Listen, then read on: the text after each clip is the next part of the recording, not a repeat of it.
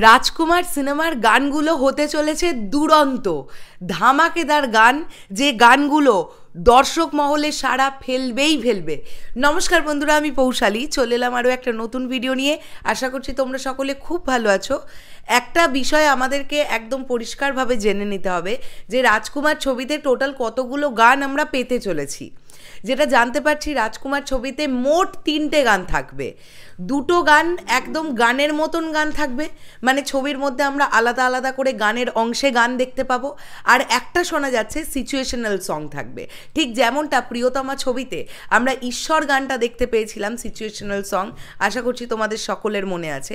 আর বাকি গানগুলো যেমন ধরে নাও কুরবানি বলি, বা ও প্রিয়তমা বলি, বা ওই আর একটা গান ছিল গভীরে বলে। তো এই গানগুলো কিন্তু সিচুয়েশনাল সং ছিল না, ঈশ্বর গানটা কিন্তু সিচুয়েশনাল সং ছিল।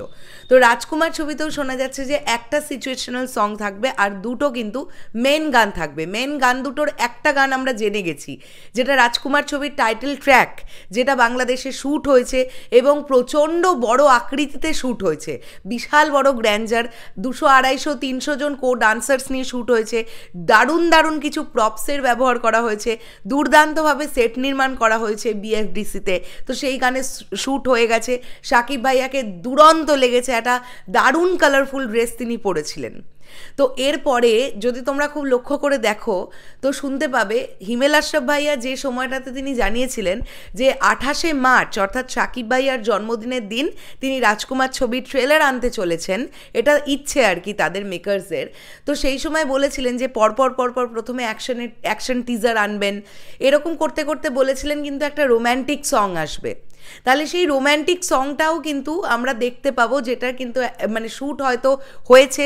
কেননা যদি আমরা খুব ভালোভাবে লক্ষ্য করি, এই খবরটা আমাদের কাছে এসছিল যে চেন্নাইতে একটি গানের শ্যুট হবে এবং অ্যাকশন সিকোয়েন্সের শ্যুট হবে। তো চেন্নাইতে অ্যাকশন সিকোয়েন্সের শ্যুট হয়েছে, গানের মানে শ্যুটটা কি চেন্নাইতে হয়েছে কিনা আমি জানি না, আদতেও এখনও হয়েছে কিনা সেটাও জানি না। তবে আমার এটা ধারণা যে একটা টাইটেল ট্র্যাক থাকবে, একটা রোম্যান্টিক সং থাকবে, আর একটা সিচুয়েশনাল সং থাকবে। সেটা হতে পারে দুঃখের গান থাকতে পারে, সেটা একটা স্যাড সংও হতে পারে। কেননা হিমেল আশরাফ ভাইয়া কিন্তু বলেছেন যে যদি প্রিয়তমা ছবি থেকে 30 সেকেন্ড দর্শক কেঁদে থাকে, তাহলে রাজকুমার ছবি দেখে 30 মিনিট কাঁদবে। তাহলে একটা sad situational song most probably Rajkumar ছবিতেও থাকতে চলেছে। এবং যেটা আমরা জানতে পারছি যে এই যে টাইটেল ট্র্যাকের যিনি কোরিওগ্রাফি করিয়েছিলেন ভারতের অশোক রাজ, তিনি কিন্তু মানে খুব সুন্দর কোরিওগ্রাফার একজন, এবং আরও একটি গানের কোরিওগ্রাফার হিসেবে কাজ করবেন আদিল শেখ।